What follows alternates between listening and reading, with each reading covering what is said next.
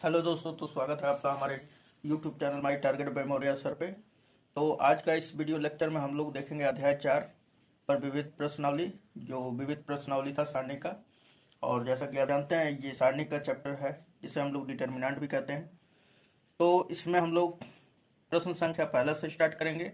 और यदि जो पिछला वीडियो है, यदि सब वीडियो अगर आप देखना चाहते हैं तो यूट्यूब पर सर्च करिए my target by Maurya sir. यह हमारे चैनल का स्पेशलिस्ट नेम है। और तो आपको सारा का सारा जो होगा वीडियो, सारा का सारा अवेलेबल हो जाएगा, यानी कि आप सारा का सारा देख सकते हैं। तो चलिए इस पे प्रश्न संख्या हम पहला करते हैं। तो यहाँ पे क्वेश्चन पहला में दे रखा है कि सिद्ध कीजिए कि सारणिक इतना जो है थीटा से स्वतंत्र है। इसमें जो sine theta, cos theta, sine theta, -x1 इस तरह जो दिया हुआ है, इसमें थीटा थीटा, ये थीटा से स्वतंत्र, यानी कि इसमें हल करने के बाद आपका थीटा नहीं आना चाहिए, ये कह रहा है। तो यहाँ पे हम लिख लेंगे कि चूंकि दिया हुआ है, ये जो सारणिक दिया हुआ है ये लिख लेंगे। तो अब देखिए यहाँ पे हम क्या करेंगे कि इसको R1 के अनुदिश क्या करेंगे, प्रसार कर देंगे। ठीक, यदि आप सब पढ़ लिए होंगे तो ये सब तो जान रहे होंगे। तो R1 के अनुदिश इसमें हम लोग प्रसार कर देंगे, क्योंकि इसमें कुछ भी लगाइएगा कोई भी इफेक्ट नहीं पड़ेगा, है ना। तो R1 में क्या होता है कि पहला पंक्ति, है ना। तो हम लोग जब तोड़ेंगे तो देखिए यहाँ पे कुछ इस प्रकार आ जाएगा कि ये जब यक्स लेंगे, हम लोग जब यक्स लेंगे तो ये पूरा और ये छोड़ देंगे, बचेगा -x1 तो हमने यक्स लिया तो यहाँ पे यक्स लिख दिया। अब -x में यक्स का जब गुणा होगा तो -x², फिर माइनस, यहाँ पे माइनस आता है, फिर 1 में 1 का होगा तो 1 का स्क्वायर हो जाएगा। फिर उसके बाद जब यहाँ पे प्लस यक्स लिया गया तो अब उसके बाद यहाँ पे माइनस लेंगे। तो माइनस में हमने बोला R1 के अनुदिश प्रसरण करना है। तो R1 में जितना अवयव है, यानी यक्स है, अब की बार किसका पारी है तो साइन थीटा का, यहाँ पे लेंगे माइनस साइन थीटा।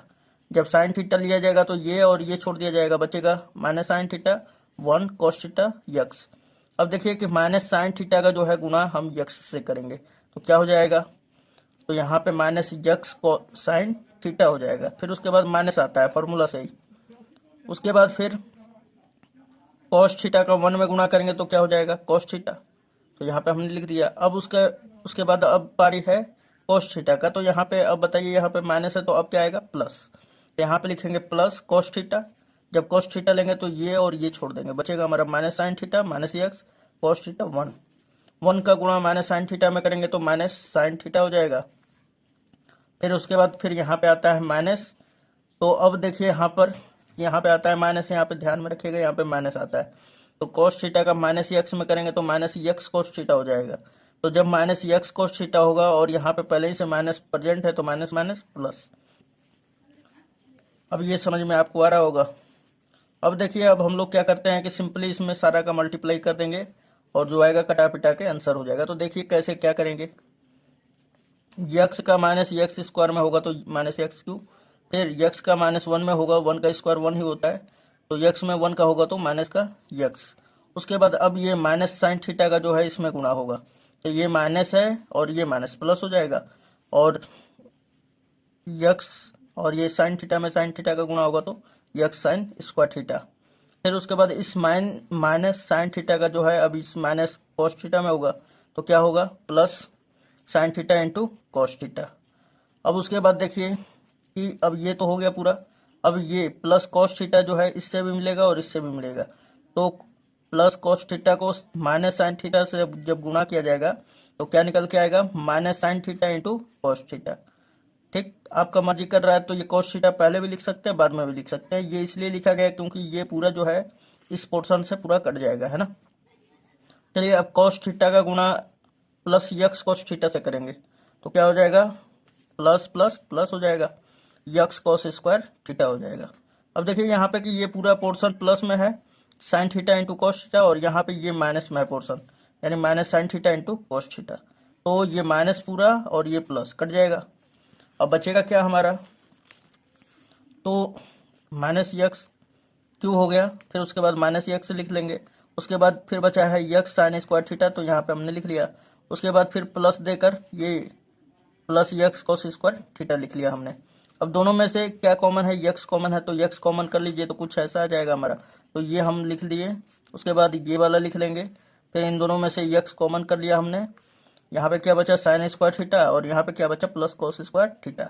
अब देखिए इन दोनों का जो वैल्यू होता है 1 के बराबर होता है, तो हम यहाँ पे लिख देंगे माइनस यक्स क्यूब, फिर ये माइनस यक्स, फिर उसके बाद इसका वैल्यू 1 हो जाएगा, तो ये माइनस ये प्लस कट जाएगा दोनों, ये 1 का गुणा करेंगे तो यक्स ही होगा, तो यक्स प्लस में है, ये माइनस में कट जाएगा, तो बचेगा हमारा क्या, केवल खाली माइनस यक्स क्यू।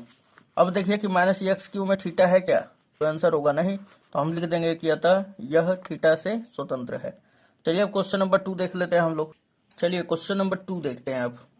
तो बोल रहा है कि सारणी का प्रसरण किए बिना, यानी इसका प्रसार किए बिना आपको सिद्ध करना है कि इतना जो है डिटर्मिनेंट इज इक्वल टू इतना डिटर्मिनेंट।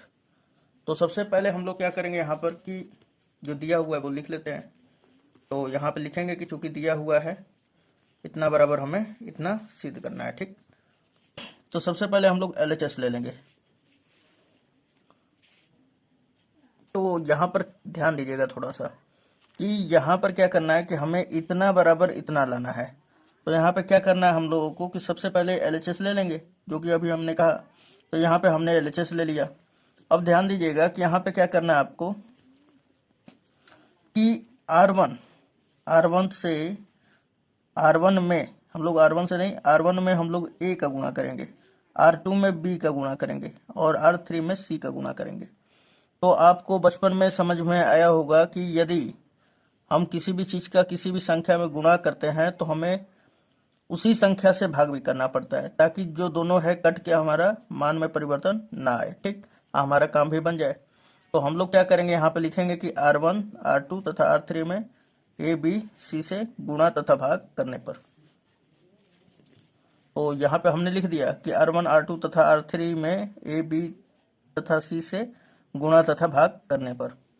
जब गुणा तथा भाग करेंगे हम लोग तो ये इस प्रकार आ जाएगा।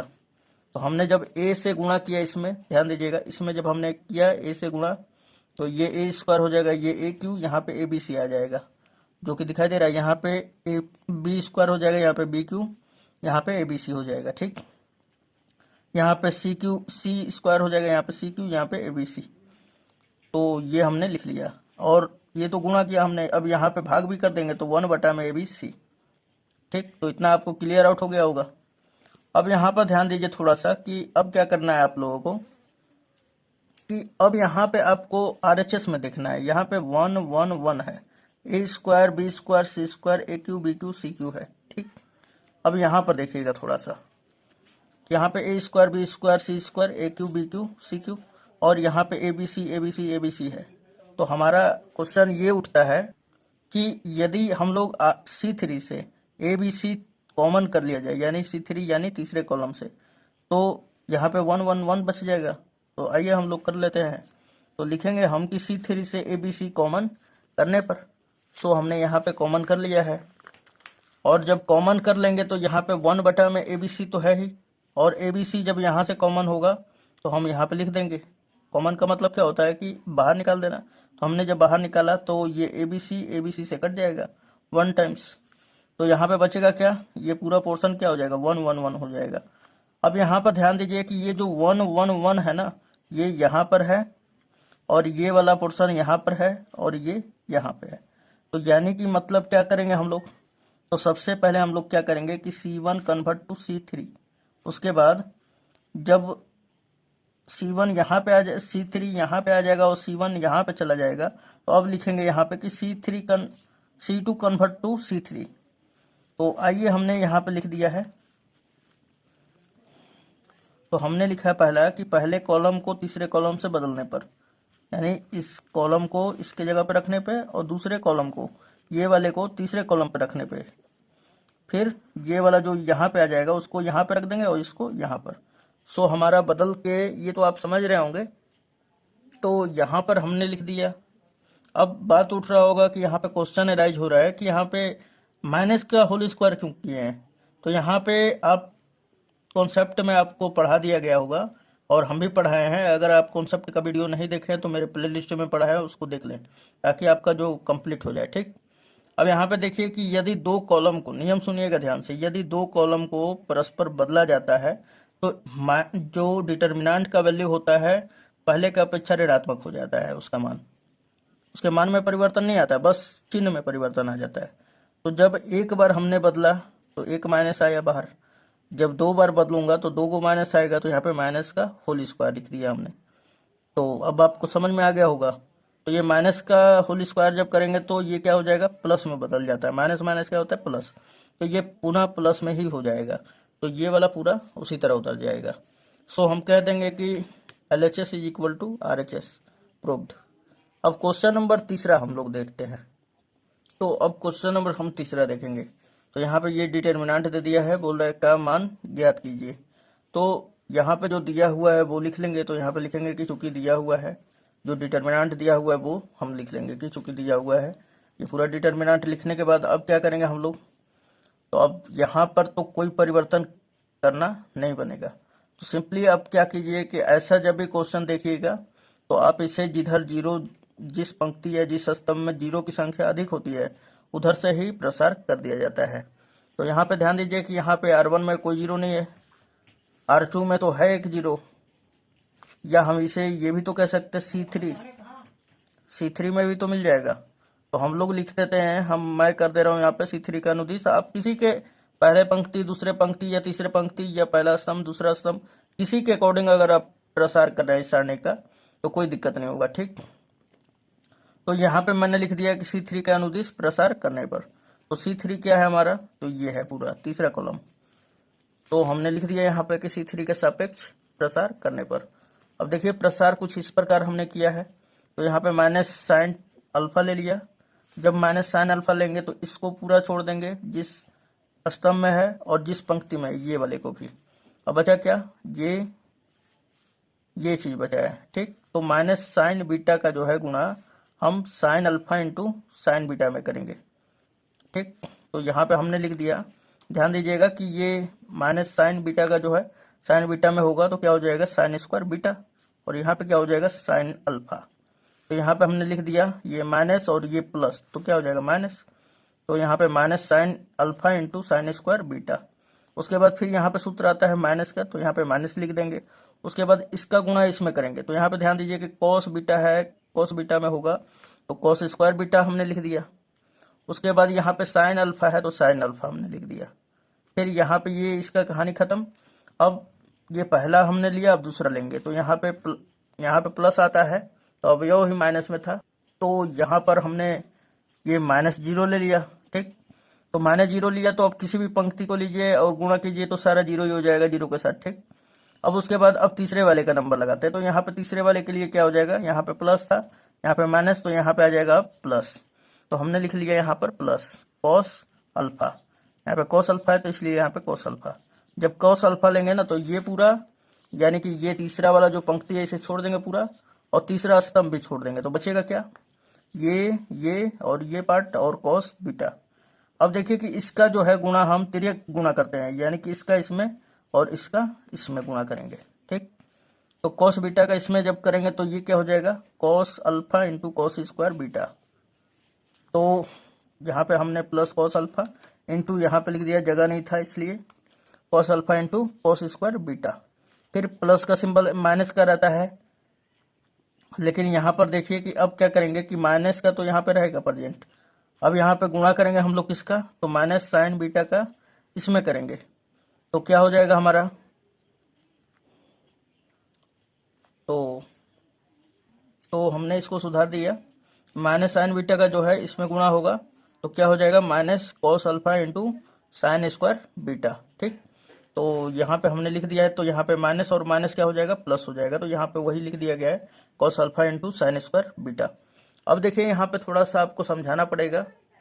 तो यहाँ पर देखिए अब कि अब हम लोग क्या करेंगे, इस माइनस साइन अल्फा का जो है ये पूरा पोर्शन में करेंगे, ठीक। तो क्या हो जाएगा, माइनस और ये माइनस क्या हो जाएगा, प्लस, ये वाला माइनस और ये वाला माइनस मिलकर प्लस हो जाएगा। तो sine square alpha into sine square beta हो जाएगा। चलिए यहाँ पे दोनों sine square alpha into sine square beta हो जाएगा। अब यहाँ पे करते हैं, इस माइनस साइन अल्फा का जो है इधर भी करेंगे गुणा। तो जब यहाँ पे करेंगे तो ये माइनस और माइनस क्या हो जाएगा, प्लस, यहाँ पे भी sine square alpha into cos square beta हो जाएगा। अब देखिए कि यहाँ पर मैं इसी को इमेजिन कीजिए कि ये स्क्वायर है, ये भी स्क्वायर है, ठीक। तो यहाँ पे भी साइन स्क्वायर अल्फा हो जाएगा और यहाँ पे भी साइन स्क्वायर अल्फा है। और ये प्लस है, तो यहाँ पर से दोनों में से कॉमन किया जा सकता है। तो हम यहाँ से साइन स्क्वायर अल्फा दोनों में से कॉमन कर लेंगे। तो जब कॉमन करेंगे तो यहाँ पे बचेगा साइन स्क्वायर बीटा, यहाँ पे ये जैसा कि ये माइनस और ये माइनस प्लस हो गया है, तो यहाँ पे बच जाएगा प्लस कॉस स्क्वायर बीटा। तो यहाँ पे हमने लिख दिया। इसी प्रकार अब यहाँ पर देखिए कि यहाँ पर ध्यान देना है कि कॉस अल्फा का जब इसमें गुणा कर दिया जाएगा तो क्या होगा, cos square alpha into cos square beta, फिर प्लस, यहाँ पे भी प्लस है। तो अब इस वाले में करेंगे गुणा, तो कॉस अल्फा का इसमें जब गुणा होगा तो cos square alpha into sine square beta हो जाएगा। अब देखिए ध्यान से कि दोनों में कॉस स्क्वायर अल्फा और कॉस स्क्वायर अल्फा दोनों में कॉमन है, या हम ये भी तो कह सकते हैं कि दोनों में से कॉस अल्फा निकाल देंगे तो ये कॉस अल्फा से गुणा होगा तो कॉस स्क्वायर अल्फा हो जाएगा। तो वही हम यहाँ पर भी लिख लेंगे। तो यहाँ पे हमने लिख दिया कि कॉस स्क्वायर अल्फा इंटू ये ब्रैकेट में cos square beta plus sine square beta. अब देखिए आप फॉर्मूला जानते हैं क्या कि sine square theta plus cos square theta बराबर 1। तो यहाँ पे थीटा की जगह पे बीटा है दोनों की जगह पे, तो दोनों का कोण जब बराबर होता है और इस फॉर्म पे होता है तो इसका वैल्यू क्या हो जाता है 1। तो यहाँ पे ये साइन स्क्वायर अल्फा हमने लिख दिया, इसका वैल्यू क्या हो गया 1। फिर यहाँ पे ये प्लस है कॉस स्क्वायर अल्फा लिखा हुआ है और इसका वैल्यू क्या हो जाएगा 1। अब देखिए कि साइन स्क्वायर अल्फा का 1 में गुणा होगा तो साइन स्क्वायर अल्फा, इसमें इसका गुणा होगा तो इतना ही हो जाएगा और इन दोनों का सूत्र क्या हो जाएगा 1 के बराबर। तो यहाँ पे आंसर क्या निकल के आएगा 1। तो यानी कि ये क्वेश्चन नंबर तीसरा का जो आंसर होगा हमारा 1 के बराबर होगा। चलिए फिर से इसको एक बार और समझ लेते हैं। तो हमने क्या किया कि इसमें C3 के अकॉर्डिंग हमने इसका विस्तार कर दिया। जब विस्तार किया तो ये हमारा कुछ इस प्रकार मिला।